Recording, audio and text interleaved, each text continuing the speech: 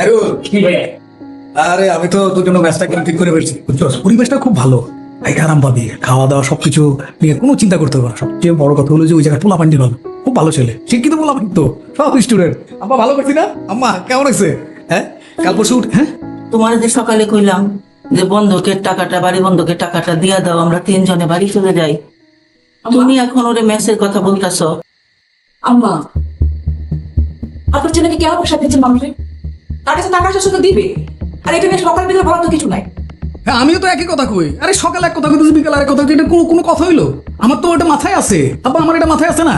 তোমরা আমার টাকাটা আসলেই তো আমি তো তোমাদেরকে দিয়ে দেবো, আমি তোমাদের ছেলে না? আমি দিব কাকে? কার পিছনে আমি টাকা খরচ করবো? এটা কোনো কথা হইলো? আমি তো বললাম না ওই দিন যে আমার 4টা মাস আমার অ্যাকাউন্টে 1টা টাকা ঢুকে নেই। এগুলো কি আমি বারবার কি বলবো? আর একই জিনিস বলবো, এটা হয়? জি আব্বা। তোমার কটা কথা বলি, পরিষ্কার ভাবে বলি। বলো আব্বা। দেখো, গত 3 মাস আমরা তোমার এখানে আসি।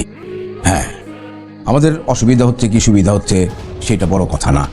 কথাটা হলো যে বিষয়ে আমরা এখানে আসছি সেই বিষয়টা তোমাকে আমি কয়েকবার বলবার চেষ্টা করছি, কিন্তু তোমার সময় হয় না।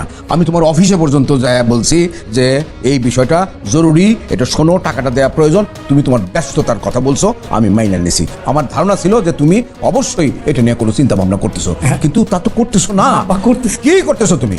কি করতেছো? হ্যাঁ, তুমি তো দিনের পর দিন মিথ্যা কথা বলতেছো।